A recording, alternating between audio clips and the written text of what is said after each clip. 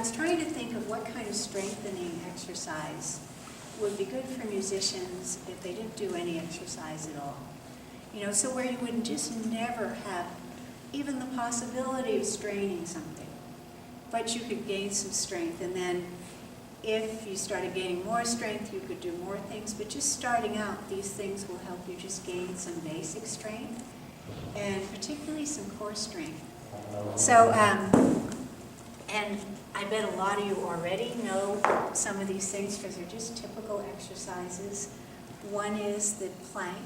I'm sure some of you have heard of the plank, where you just lay down and you rest your body weight on your forearms and your elbows, and you just come up on your toes, and just thinking of your neck releasing and your head floating away from the top of your spine.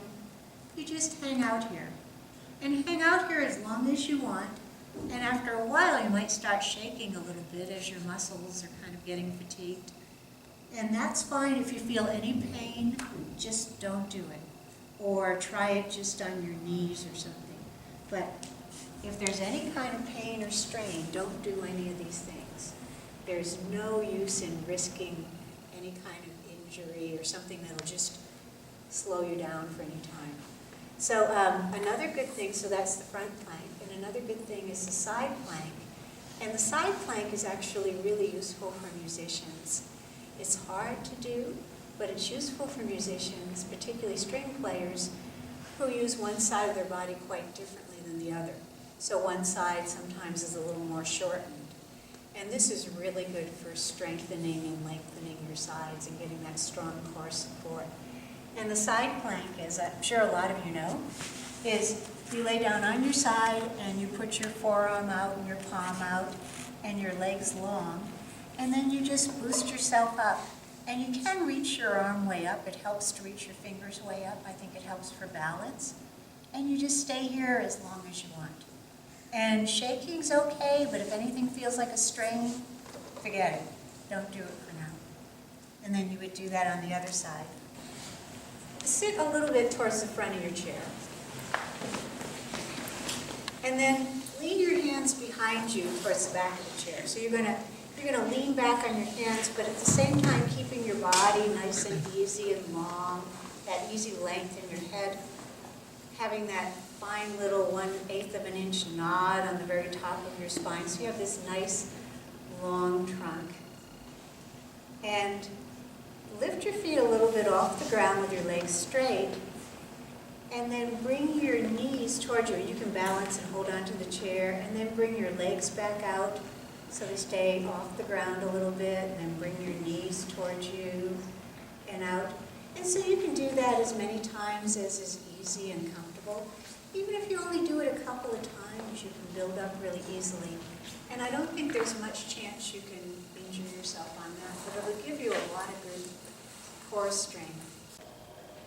So another thing you can do as part of the strengthening exercises are wall push-ups. It's great to do push-ups, but it's good to start really slowly and start with doing push-ups against a wall. So stand with your feet a little more than hip width apart, maybe a couple of feet from the wall, and put your palms at shoulder height, around shoulder width apart, and then as you keep the length and the ease of your body going on, and continue to think of the length and the ease of your body, and that freedom of your head on top of your spine, just lean forward from your ankles towards the wall. And then as you get to the wall, to come back, instead of bringing your head back or your upper back back, all in one piece, lengthen, release your head on top of your spine so it floats up there on top of your spine, let your head nod a little forward. And just with that nice broad contact with the wall, let your body repel and float back. So it's easy, there's no strain to it. If it strains your wrists or arms, don't do it. But if not, doing this will actually end up being a good strengthening and stretch for your wrists and stretch for your shoulders. And as you get good at doing this, You can also move on to something lower, like a table or something. And then if it's all easy for you to do, regular push-ups are great. But just don't go to the point of any strain or any pain.